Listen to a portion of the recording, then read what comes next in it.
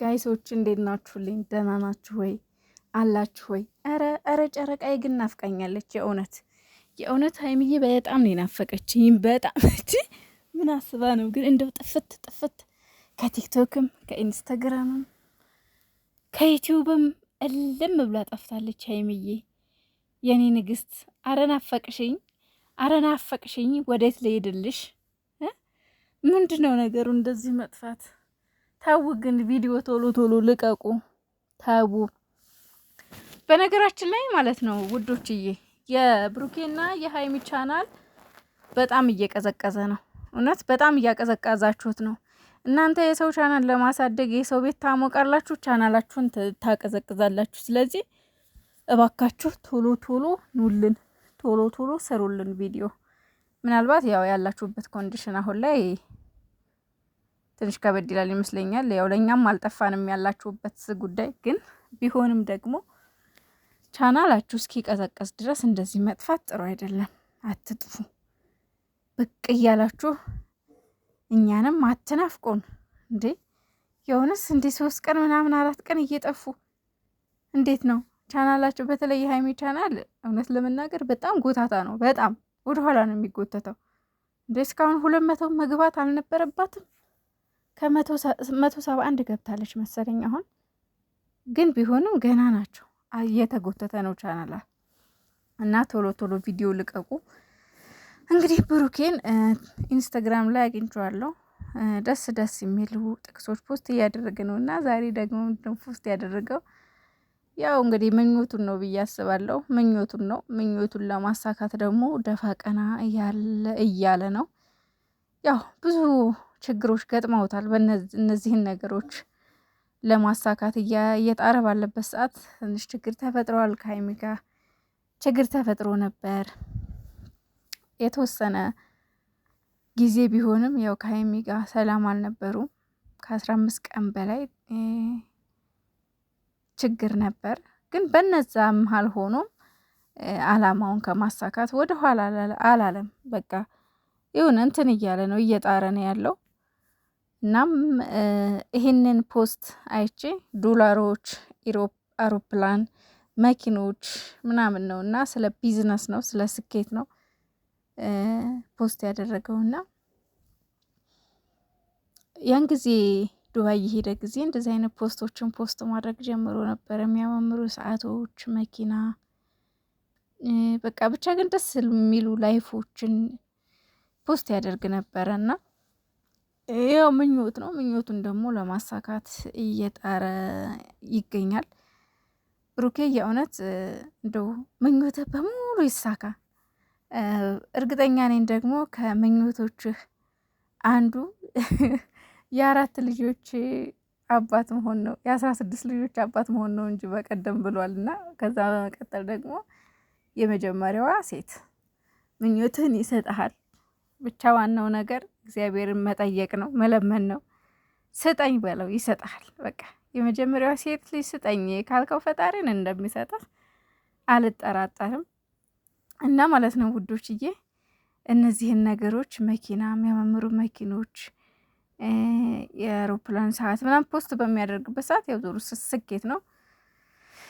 እንደሚሳካ ደግሞ ባለሙሉ ተስፋ ነኝ። እኔ በበኩሌ ይሳካል ብዬ አስባለሁ። ምክንያቱም ጎበዝ ልጆች ናቸው። እውነት በዚህ እድሜያቸው ሀብት ማማ ላይ እንደሚወጡ አልጠራጠርም። ምክንያቱም እውነት ለመናገር ሚዲያ ላይም ቢሆን ብሩኬ ሌላ ስራ አይኑረው አላቅም። ሀይሚ ሌላ ስራ እንደሌላ ታውቃለሁ።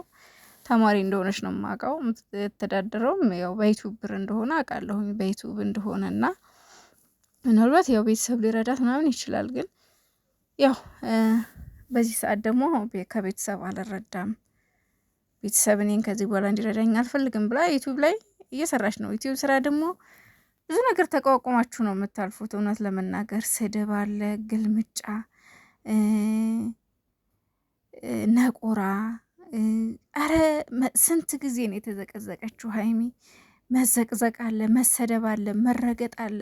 ሶሻል ሚዲያ ማለት በጣም ብዙ ነገር ነው የምትቋቋሙት። ሶሻል ሚዲያ ላይ በጣም ብዙ ነገር ነው። ይሄም ቀላል ስራ አይደለም። አስባችሁታል?